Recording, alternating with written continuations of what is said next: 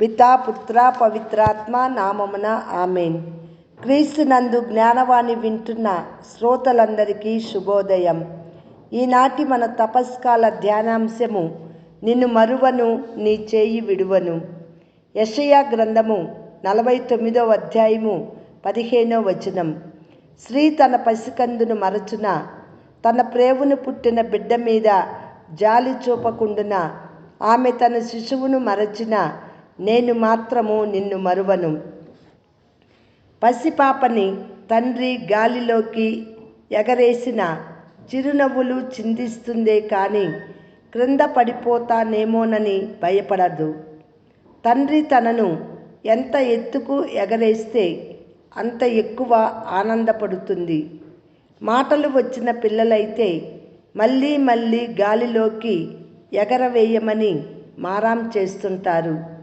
అందుకు ప్రధాన కారణం ఆ పసిపాపకి తండ్రి మీద ఉండే అపారమైన నమ్మకం. తప్పకుండా తనని క్రింద పడకుండా పట్టుకుంటాడనే విశ్వాసం. కానీ అదే పసిపాప పెరిగి పెద్దదయ్యే కొద్దీ ఈ ప్రపంచ అనిశ్చితిలో పడిపోయి అభద్రతా భావానికి గురవుతుంది, భయపడుతుంది. అందుకు ప్రధాన కారణం అప్పటి వరకు ఉన్న నమ్మకం కోల్పోవడమే. మనకు ఏవైనా కష్టాలు రాగానే భగవంతుడు మన చేయి విడిచాడేమో అని అపోహపడుతుంటాం. నాకే ఎందుకు ఈ కష్టాలు అని ఆ దైవాన్నే ప్రశ్నిస్తుంటాం. భగవంతుడే కష్టాలు కలిగిస్తున్నాడు. నేను బాధలలో ఇక్కట్లలో చిక్కుకొని కలత చెందుతుంటే ఆయన మాత్రం ఆనందిస్తున్నాడు అని తలపోస్తుంటాం. కొన్ని పర్యాయాలు చేతులారా మనమే మన జీవితాలను దుర్భరం చేసుకుంటున్న ఆయననే నిందిస్తుంటాం. కొందరు మరో అడుగు ముందుకు వేసి ఆయననే ద్వేషిస్తుంటాం, దూషిస్తుంటాం. ఒక్కటి మాత్రం నిజం, మన కష్ట సమయంలోనైనా మన ఆనంద సమయంలోనైనా మన జీవితంలోని ప్రతి క్షణం దైవం మన చేరువలోనే ఉంటాడు. మన చేయి పట్టి నడిపిస్తుంటాడు.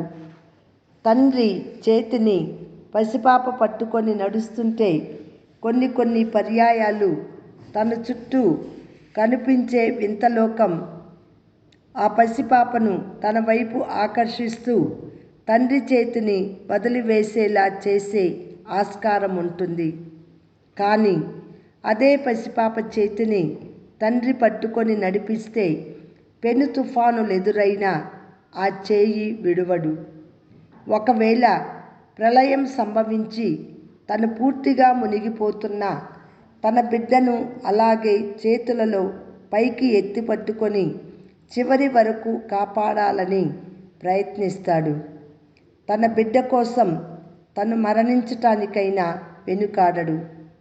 కొన ఊపిరి ఉన్నంత వరకు తన బిడ్డకి మాత్రం ఏ అపాయం కలగకుండా చూసుకుంటాడు, కాపాడుకుంటాడు. దైవం కూడా మన చేయి పట్టుకొని నడిపిస్తుంటాడు.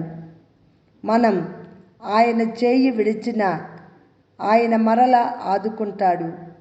ప్రతి క్షణం నిన్ను విడువను, నిన్ను మరువను, నీవు నా కనుపాపవు అని పలుకుతుంటాడు. యెషయా గ్రంథం 49వ అధ్యాయం 16వ వచనంలో, నేను నీ పేరును నా అరచేతుల మీద రాసుకున్నాను అని నుడువుచున్నాడు. మన పేర్లని తన అరచేతులలో రాసుకున్నప్పుడు ఎలా మరుస్తాడు? మన చేయి ఎలా విడుస్తాడు? కోడి తన పిల్లలను రెక్కల క్రింద దాచి ఆపదల నుండి ఎలా కాపాడుతుందో అంతకన్నా మిన్నగా ఆయన మనలను కాపాడుతుంటాడు.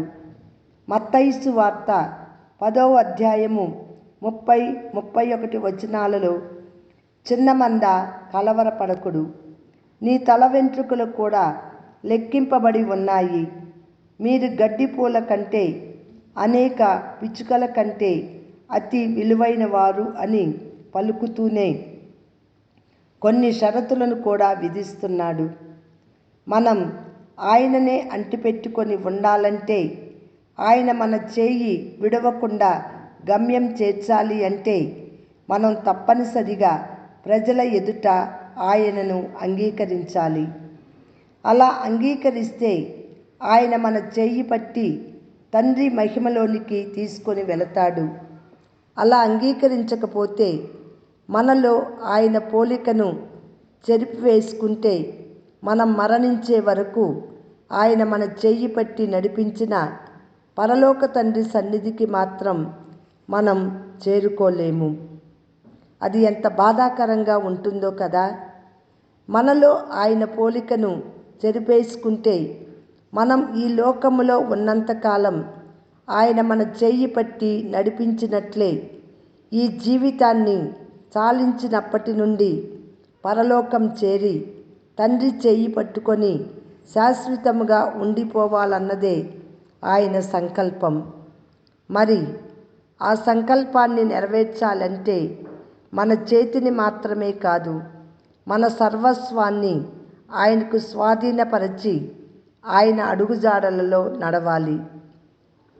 నిజమే, కష్టాలు, ఇక్కట్లు, బాధలు మనలను చుట్టుముట్టినప్పుడు నిజంగానే దైవం మన చెయ్యి విడిచాడా అని అపోహపడనక్కరలేదు. కానీ దైవం ఏనాడు మన చెయ్యి విడవదు. ఇర్మియా గ్రంథం 1వ అధ్యాయం 5వ వచనములో, తల్లి గర్భంలో మనం రూపు దాల్చకముందే మనం ఆయనకు చెందిన వారం అని గుర్తించుకుందాం. తండ్రి తన బిడ్డను రాళ్ల రప్పల దారిలో నడిపించడు. అలాంటి దారిలో నడవాల్సి వస్తే బిడ్డని భుజాన ఎత్తుకొని తానే నడిచి గమ్యం చేరుస్తాడు. అలాగే మనకు కష్టాలు, బాధలు వచ్చినప్పుడు ఆయన మనలను తన భుజాల మీద మోస్తూ మన భారాన్ని తగ్గిస్తుంటాడు. ఒకసారి గమనిద్దాం, ఇప్పటి వరకు మనకెదురైన ఏ కష్టం కూడా మన పుట్టుకతో ఆరంభం కాలేదు. అలాగే మన మరణము వరకు మనతో శాశ్వతముగా ఉండదు, ఉండిపోదు. మనకు ఎదురయ్యే ప్రతి కష్టానికి ఆరంభం ఉన్నట్లే అంతం కూడా ఉంటుంది. కొన్ని కష్టాలు మనతో కొంతకాలం ప్రయాణం చేసి అంతరిస్తాయి. మరికొంతకాలం ప్రయాణం సాగిస్తాయి. ఒక కష్టం మన నుండి తొలగిపోగానే మరో 10 కష్టాలు సిద్ధంగా ఉంటాయి. కలత చెందనవసరం లేదు, కృంగిపోనవసరం అంతకన్నా లేదు. దైవం మనతోనే ఉన్నాడు. మన చేయి ఎప్పుడు విడువడు. మరీ ముఖ్యంగా కష్టాల కడలిలో కొట్టుమిట్టాడుతున్నప్పుడు తన చేతులతో ఎత్తి పట్టుకుంటాడు అని మరువరాదు. మరి తాత్కాలికంగా ఎదురయ్యే కష్టాల గురించి ఎందుకు మనం అంతగా కలవరపడటం? మన శక్తికి మించిన కష్టం ఎప్పటికీ మనకు కలుగదని గుర్తిద్దాం. మనం కష్టాల కడలిలో చిక్కుకున్నప్పుడు మన ముందు ఒక ద్వారం మూసుకుంటే దైవం